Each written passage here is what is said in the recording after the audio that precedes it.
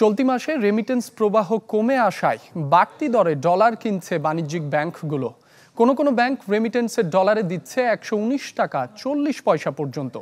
এতে বৈদেশিক মুদ্রা বাজারে আবারও অস্থিতিশীল হয়ে ওঠা সহ আর্থিক হিসাবে নেতিবাচক প্রভাবের শঙ্কায় অর্থনীতিবিদরা। মাসুম মিয়ার প্রতিবেদন। গেল কয়েক বছর ধরেই ডলার সংকটে ভুগছে দেশের অর্থনীতি। সংকট কাটাতে বিদেশি মুদ্রার প্রবাহ বাড়াতে নেওয়া হয় নানামুখী উদ্যোগ। দিন শেষে যা থেকে সুফল মেলেনি খুব একটা। এমন অবস্থায় সংকটকে আরও ঘনীভূত করেছে ইন্টারনেট সংযোগ বন্ধের সিদ্ধান্ত। বাংলাদেশ ব্যাংকের হিসাব বলছে, গেল সপ্তাহে দেশে প্রবাসী আয় এসেছে মাত্র 13 কোটি ডলার। অথচ সংখ্যাটি গড়ে 50 কোটির উপরে ছিল চলতি মাসের প্রতি সপ্তাহেই। জুলাইয়ের 27 তারিখ পর্যন্ত সংখ্যাটা খুব একটা সুখের নয়, মাত্র 156 কোটি ডলার। রেমিটেন্সের নেতিবাচক এই প্রবাহে চিন্তিত ব্যাংকের কর্মকর্তারাও। বৈদেশিক মুদ্রার রিজার্ভ বাড়াতে বাড়তি দরে ডলার কিনছে বাণিজ্যিক ব্যাংকগুলো। মানা হচ্ছে না বাংলাদেশ ব্যাংকের ক্রলিং পেগ পদ্ধতি। ঘটনা ঘটে তার তো একটা ইম্প্যাক্ট আছে, কিছুটা কম আর বেশি।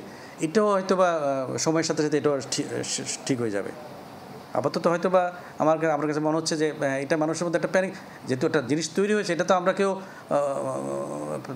চাইলে এটাকে অস্বীকার করতে পারবো না, হয়েছে। বাট এটাও আস্তে আস্তে সময়ের সাথে সাথে ঠিক হয়ে যাবে।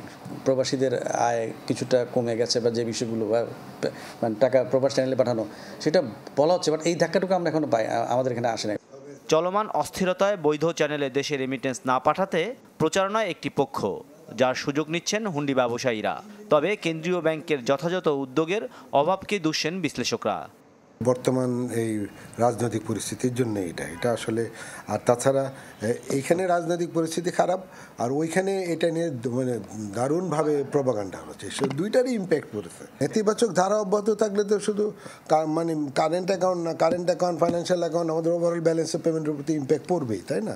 তো তখন আপনার এক্সচেঞ্জ রেটের উপরেও আরও, কারণ এখন যেহেতু আমরা ফ্লোটিং বলি না, কিন্তু আমরা যদিও এখন আমরা ক্রলিং প্যাক করি, তো এক্সচেঞ্জ রেটের উপরে তো ইম্প্যাক্ট পড়বে। এখন কিন্তু আবার এক্সচেঞ্জ রেটটার ভিত্তিটা একটু কেঁপে গেছে। আমি বলবো না যে ভেঙে গেছে বা নড়বড় হয়ে গেছে, বাট কেঁপে গেছে। এবং এটাকে যদি আমি এখন স্থিতিশীল করতে না পারি, তাহলে কিন্তু এক্সচেঞ্জে যদি আবার ডেপ্রিসিয়েট করা শুরু করে, তাহলে কিন্তু ইনফ্লেশন আবার আউট অফ কন্ট্রোল চলে যাবে। বর্তমানে বাংলাদেশ ব্যাংকের হাতে খরচযোগ্য রিজার্ভ রয়েছে 15.39 বিলিয়ন ডলার।